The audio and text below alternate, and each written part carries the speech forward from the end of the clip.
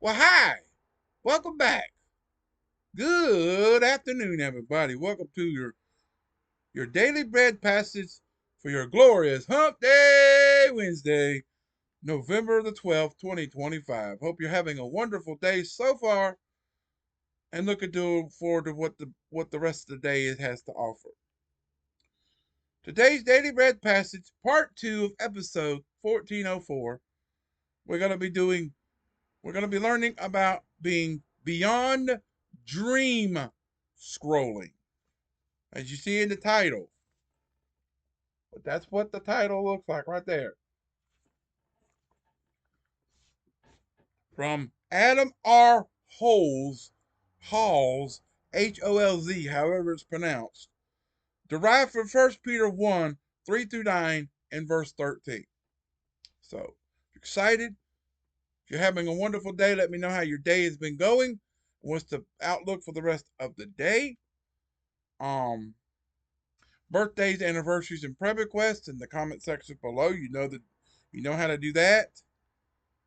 And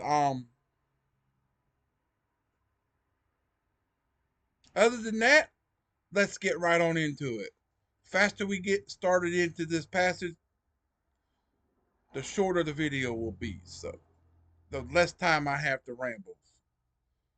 So Adam writes, beyond dream scrolling, and I'll probably put um dream scrolling in the title. I'll probably have a little hyphen between the word dream and scrolling. That way it's like that's how I did it in the putting it in the turning point when I did put the part where I say coming up tomorrow. How I did that? That's the way I did it. I put a little hyphen between the dream and scrolling, so it would make it sound a little more different instead of just putting the word together. So get my book set. Okay. Adam writes, each fall in my youth, my grandmother got the J.C. Penney Christmas catalog. A lot of people did.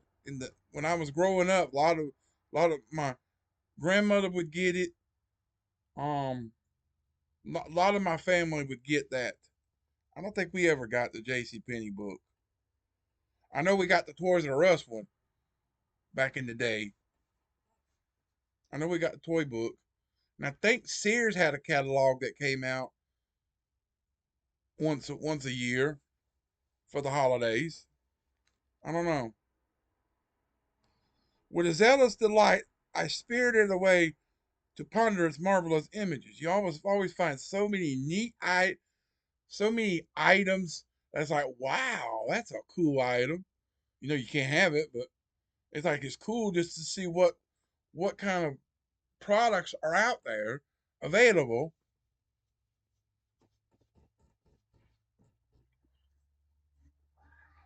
And when I was younger, you know how young boys they always like. I mean, I still do in my adult stages, but you like to look at pictures of women in these catalogs that model these the intimate apparel like lingerie and the most secretive stuff that you're not supposed to do, but you as a younger guy that you always like, ooh, yeah, that a pretty girl. Like, ooh, look at that. She's standing there in scantily clad outfit and stuff like that. You like ooh, you like to see that, and your parents are trying to hide that from you at a younger age. So you know, lingerie, bra and underwear, the whole 9 yards, the underclothes. You like to see like what kind of women are gonna look like. You got the small chested, the small chested girls, and you got the ones that are very voluptuous and stuff like that. And you thought, "Ooh, wow, that woman's got some big ones," you know. I'm trying to keep it family friendly, but it's just one of those things that you see in these catalogs like that. You always like to, and then in one way you was always like to look at some of these sales papers, these ads from these different type stores that sell stuff like that, and you want to see if there's any pictures of the women in the scantily clad outfits, their intimates, and it's like it's just a typical your typical male um wanting to see a female in scantily clad outfit or clothing. Your typical male, if you thought like you if that excites you, it gets you excited a little bit, like, ooh, nice. And you know, a lot of people do that, so but I still do. I look I save pictures of a lot of different celebrities and people in different outfits, and then some of them are normal outfits, and they're just dressed a certain way, and they're beautiful, beautiful images, stuff like that. You got your favorite actresses and singers and stuff like that you just save pictures. That's all you do. It's like there's nothing wrong with that. There's nothing wrong with saving these beautiful images of these women. There's nothing wrong with it. So, well, I think there's nothing wrong with it. If you think there's something wrong with it, there's something wrong with you. So I'm not trying to start a insight about it. I'm not trying to start a debate about it. I'm just saying. I just think what looking at seeing these pictures of these certain certain females, they're beautiful. I like seeing different outfits and like, wow, that's a beautiful outfit. You know, typical. But I get off of that. I'm rambling too much about that. And I'm supposed to already be done, but let's get back into it. Sorry for getting off the subject. Let me know if that was just a little bit too much information. TMI, that was just too much rambling. TMR, too much rambling. Right? So these days, those images show up on smartphones daily. The algorithmic distillation of our hopes and dreams, a personalized feed tailored to us, it's easy to get lost in them. Recently, experts have named this digital phenomenon dream scrolling. I guess that's what I do. Dream scrolling. I guess that's what you can call it. A survey conducted by OnePoll indicates that the average U.S. smartphone user dream scrolls more than 2 hours a day. I do it at least an hour or so once I wake up.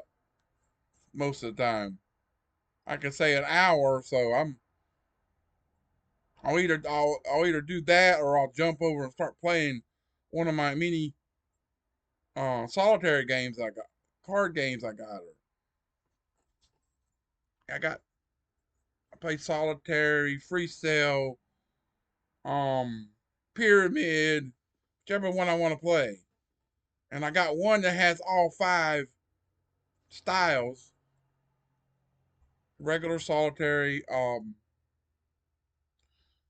spider, pyramid, free cell, and whatever that one.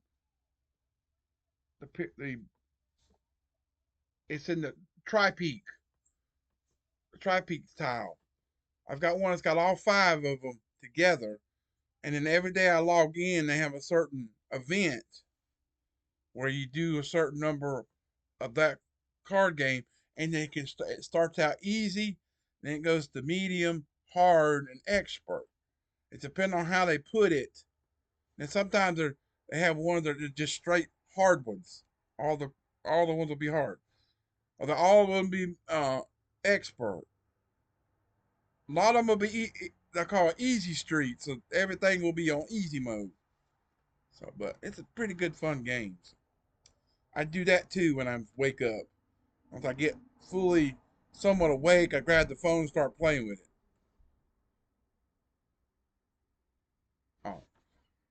I heard booming noises, and it was a truck pulling a trailer, and that trailer was must have been empty, and it was making it sound like a boom, boom, like a drum. But the images that tantalize our hearts invites us to hope, to believe, and if we just had that one thing, it will all be good. Scripture, in contrast, will invites us to relinquish our grip on material things. In 1 Peter 1, 3 and 4, we read, in God's great mercy, He has given us new birth into a living hope through the resurrection of Jesus Christ from the dead. And that's verse 3 is our key passage. And into an inheritance that can never perish, spoil, or fade. That's verse 4. Peter contrasts our temporal yearnings with the promise of something that will satisfy, placing our hope in God's grace. Later he adds, set your hope on the grace to be brought to you when Jesus is revealed at his coming. Verse 13 of 1 Peter 1. So, truth, I'm a dream scroller, and even I am, even though the person writing says this, but I could be considered that myself. But I'm asking God to help me and us to gradually learn to lean into his bigger hope, to set our desires fully on him. I turned it into everyone instead of just the writer talking. Are you are you considered a dream scroller? Let me know in the comments. So what are you truly seeking when you dream scroll? And if you are, let me know what's captivating your heart. I've already said mine, so I ain't got to worry about judging others' answers. But let me know your thoughts, Q1 and Q2, in the comments. Pondering those questions, say this phrase. It's a little longer one today, but hopefully it'll be straight to the point. But say it should be on the screen and in the description box. Say, Father, the world is full of promises that will only leave me empty. But my hope in you will never disappoint. Please help me set my hope on you today. Well, it's usually 2 sentences sometimes, and this is 3 sentences, so it's a little longer than usual. But our Bible reading today on the screen and in the description box. We're finishing up the book of Jeremiah, chapters 51 and 52, and then Hebrews chapter 9. Coming up tomorrow in your Blessed Thankful Thursday, November 13th, part 2 of 1405, your daily bread passage, Kindness for the Suffering, from Lisa M. Samra, derived from Obadiah, and here's another one-chapter book. Here's another one chapter book, Obadiah. So it's going to be verses 4 through 9 and verses 12 and 13 for tomorrow's passage.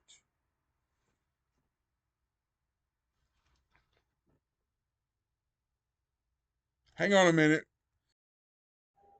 Sorry about that quick flash. Ooh, I had to sneeze and I didn't want to sneeze on camera. Sorry. But Obadiah, and then verse 12 will be the key passage. And then our Bible reading tomorrow, we're starting on the book of Lamentations, chapters 1 and 2, and in Hebrews chapter 10, verses 1 through 18. So we're going to stretch Hebrews out a few days. I'll try to stretch the Hebrews out a little bit. Because I think there's only 13 chapters of Hebrews. Yeah, it's only 13 chapters of Hebrews. Then we go to the book of James. So they're stretching 10 and 11. They're going to stretch 10, 11. They're stretching 10 and 11, breaking them down 2 days each. And then they go 12 and 13. Okay. But that'll be tomorrow at 1 o'clock. Coming up later at 1. Ooh, wee. I think I had that. Or coming up later tonight at 7 is your Hump Day Wednesday Turning Point, episode 834. And we're going to have hope for your family, 2 Peter 4, 2, 4, and 5. And then recommended reading is Genesis 7, 1 through 13. There is a footnote going to be in the first section. And then our turning point is going to be from Randy Newman. And our daily scripture is Acts chapters 4 and 5. Stay tuned. I'll get to that in a few minutes, but you'll see that later after 7. So with that said, hope everyone has I love you. Appreciate you. Thanks for watching. Hope you enjoyed it. Keep on keeping on and trusting God, and He'll keep you safe. And all you say new, and He'll see you through it. God bless everyone. God bless America in 2025 and beyond. And until later, peace out, everybody.